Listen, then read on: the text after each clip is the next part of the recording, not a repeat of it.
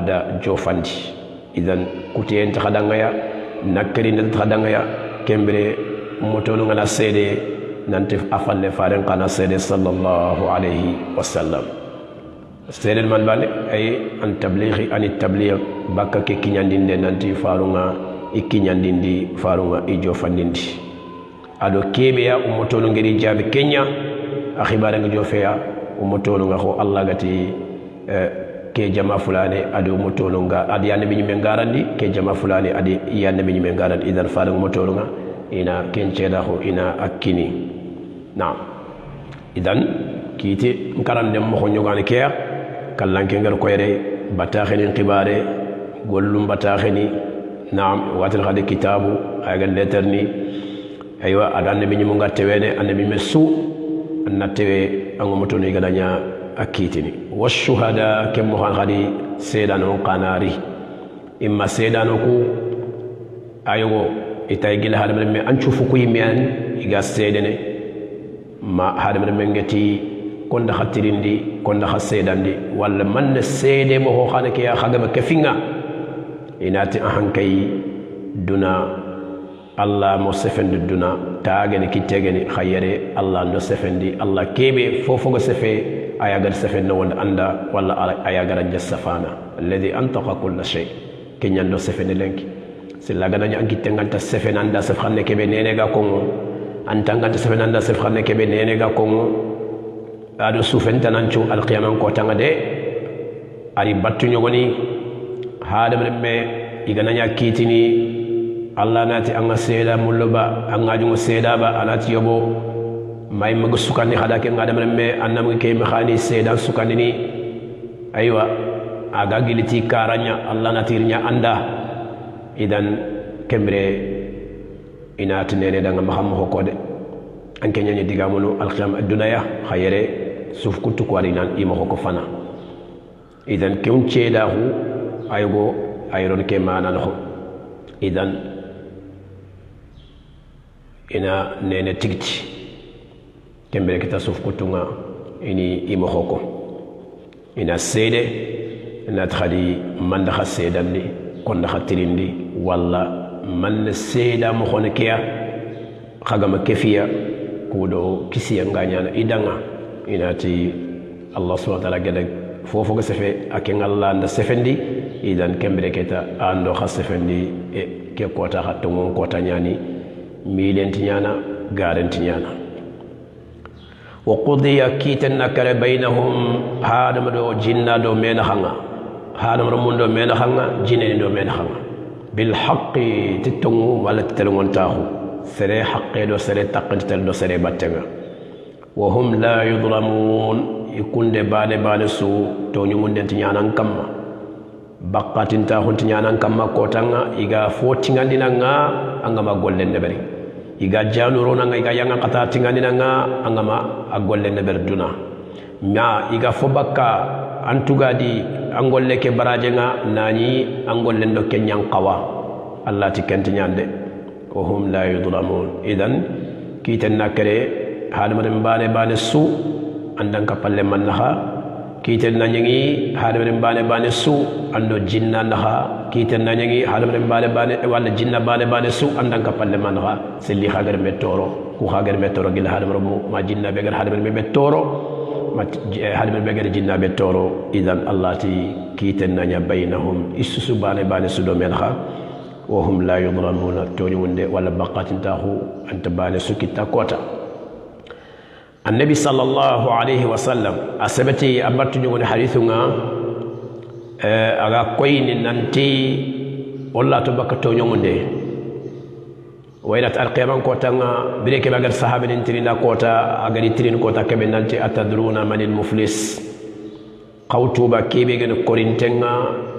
كتين نيامخا كتين كغا بكي وغاتنا دان حديث سنكني نيمه sahabe ni to kuga kento duna serembe kendi serebe la mata'a lahu wala dinar naam dirham tamma khogatin tanka don goden tamma yokun tamma gilu duna yokuku farenti yobokei ke kundu a hay famine yo hay ke gado kebe kenya yumoto non noho walli umotolun tananga khatiya min ummati selagana ke gana fare umotolun kita anna manatu umotolun tanni fare umotolun ngafe to yunda kabanta nyala su dimmando wakati kesu idan atikenni sere kebe umotolun no agani duna ama kutiba kasron torandenga ar soron toro yogo ya ad tortumanne qadhafa hada yogo ngay ar kemme khindiya yogo ngay ar ken toro tumanne daraba hada anyi ken katata misoedo to nyonde kamma yogo ngay ar ken toro tumanne safaka dama hada ad kekeriya yogo hay ar ken toro tumanne akala mala hada artorti nana bure nya bonondi wal nana bure nya iga wal na ahqimu tamah na bure ngana ko ngira antulo khalsi bane khalsi ngorono khalsi tanangorono annan kitten ci ko sereng akken kamma seren takken kamma anyi nya nyaga ba awoto nyaga ba anan nyaga ba asugo nyaga ba ajexe nyaga ba nanti anyana do fankan naha annan kitten ci khallen kamma anna kellegay toñu de kam idan kusu kof mantonga faranti ke seredo ku debri ado soron naha am yampe muri ma hay duna imi yampa ma haya kumi takku kitama kha idan akengeri ado sallu be ni ado sumu be ni ken koy nati muslima nyani kha muslima begel muslima kontinte yal muslima timmante fe am muslima ko timme ken farangati al musliman salima al muslimuna min lisani wa yadi muslima timmante ni muslima kebe Allah ko mo ngatange bakkan kitten tora wala bakkan nenen tora selanga ni toro anna yampe muri imah ina yampa magil ke sasambire idan akemma kende be kemre keta kiten karande ko tanyani telngonta hun kamma tungun kamma idan Allah subhanahu wa ta'ala ana kubena gari toro soro kubena kesere gari toro Allah na kite ado kunna hanga ana ittaqu laga bakka agol sirunga annabi me ke jabi sallallahu alaihi wasallam sella gol sirunga na nyeme sadu agar kubeni toro duna agari toro duna imi haqqun kita walli sumi haqqun kita ina wutundi bakka agar kubeni toro bakki gol burunga to nyungo ne kebe haqqin agar nya bale bale su ini kafamaha ini tingandai ina ana khinni khikat jahannam idan agol sirunga sallukuha sumukuha jakka keha ay ko sereta na nyafaga ne fetu kuya idan ke khassa budanga akunun tenyani ago qawna oro nantigiti o sufunga nantigiti onene ngasaka ona wase tonyo ngondini ona wase yada na sere kamma ona wase sere haqqin laga na bakka maha nanti nyampunge jama wala nyampunge nyana do fankan hanga mare me atu ke jama tel bakkanga alqiyaman kotanga ke fanka tel bakanga alqiyaman kotanga khwangal mo kebe gesawe o sugal mo dome ko ngana ngatini halaka anni sultaniya ko ngana ngatini ma aghna anni maliya ko ngana ngatini kubeni ogani ikhili oga sembeni katiya ogana tonyo ngondi oga modene katiya oga sembeni katiya go safana kun qalenki idalla anna inati dalla anna isankoya iwuru bakkoya ila to bakkoya ina bari bakkoy idan Allah dam no kiske ngal hala ta Allah yimsilu ngada nema Allah subhanahu wa ta'ala dali wa wufiyat ina timmandi wallina kinindi timmande kamma wallina mahfugundi kullu nafsin yonki suda mahadarin bane sudanga ma kebe ya amilat ken yonki gerdebari wa huwa Allah de a'lamu autu sirin cirin qamene bima tufofo tuwana nyant fofo ya yafaluna akomo ngani kende berni ma halmul muku ma jineni ku igani kebe de berni duna atwa hunte ngay subhanahu wa ta'ala kenyani ana bane su khallenga ana timmantan kinanga naqasiyentay kebe gada sirende bari ani tugadin timmanten kita bal malla gada akhalle ke jidime ho agari ayun tanni kebe gada burende bari ina khalle ke timmanten yakinne ado yangan qatan none be gan qawa anta danginay anta kontinay wa wafiyat kullu nafsin ma amilat fosir nyangano nyagal ba wala fisir nyangano nyagal ba ma golbur nyangano nyagal ba bane sugay annan qallen timantenya kitta na'am wa huwa Allah de a'lamu بما يفعلون يجي فوفو كما يدنا أتواهن تنغي إذن كم بلكتا أني كيتي تتلمونتاهو أني كيتي تتواهنا أني كيتي إحكمنا سبحانه وتعالى أكيد نجسو سريا خرصة القيام قبار ينكون الله تعالى داري وسيق الذين إنا يوم كفمي كوبيني كفروا إيجي كافرة وإيجي ندنا إني كفمي إني جنجي إني خطا إلى جهنم كت جهنم يا زمرا أي جماعات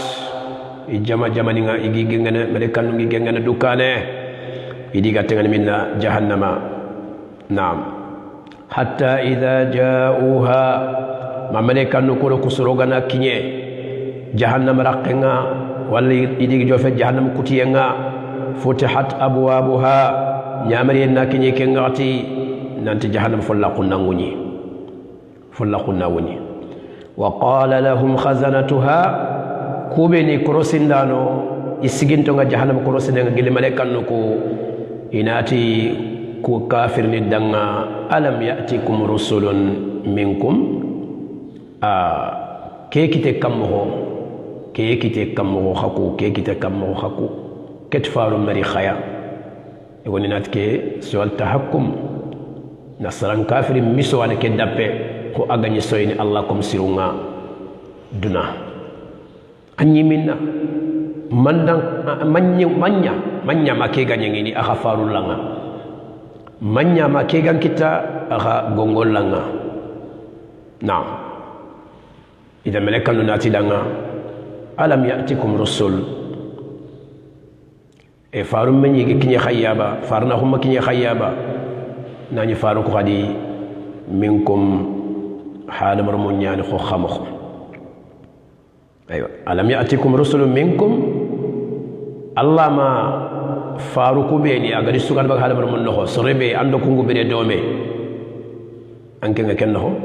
serembe ando kungu ma bere dome kube ni gar kumparu batte mutu kinyanden kamma ando kungu bere dome agani tuwano ku kharsa ku hatto ko yan faru igi sigi faru batte allah far khayinto batte tuwano go sigi batte nga idan faare jabi sallallahu alaihi wasallam wa innal ulama warathatul anbiya faare lalimini ku allah gadi dinan to hakkino kube ni annabi nyimmun dangi falle allah faarenti kunda annabi nyimmun batte nyawtude idan maremme adango agane lalimi ke allah sage man dan khadi aga sigi annabi sigranya kinyande dan Allah dinake aga sigi annabi sigranya kharangunde Allah dinake kitum bangande sababu tutu ko kebe ga maha haraga nani anya gan qasay winga haraga nani allen charante nyagani haraga nani an ko hone nyagani Allah ga dinake tu ahun kinai adorot kenga anna dango aga kebe kinyande nga anna raga anna gollite afosilenga nyamri figani anna la tubaka kebe fini digamente ngono suwa idan aga ko ngin mo gombe jahannama korosindano malaikanu jahannam khallen tikano malaikanu inati alam ya'tikum inat surukuna kafirnuku amani agari khakungaba rusulun khayfarunga yo kebe do khayfarunga mabire do me anata ayi ikede faare mo jofiya tayyib faare mo jofanga tajatinga khafaren jo fanga tadigamu tuwano ngafaren digamu kena nga lenki Allah kitabe kebe yang kakam alquranu karim ayom khay lenki tuwano nga kinyandini aha faren jo fanga faren digame jo fanga bane faren jo fanga faruku beni minkum soronyan ho khamho tuwana kebe serenyan khamho nga anda suga khambane kemuku aga digamu ko beni kongo imu hanga bimana anga korni ifamuno soni kenyana anga famun fulle nyana anga famun bambara nyana anga famun wa hakada akhari ar kinyande bari asigi allah farkhayn to kubattenya kinyande kamma yatluna kufaru golle nyimane iga kongo waliga kharanga alaykum khakamma wal khamaha iga kinyande khaya ayati rabbikum khakama ngayuma iga kitum bangane khada am kitaba iga kenya khadanga solo men khakunno ngaba haragamnya Allah far khayin toku kubeni gatini kundo fare mebire dome walido annabi nyime mebire dome kubeni tuwano ngeni igada tuwa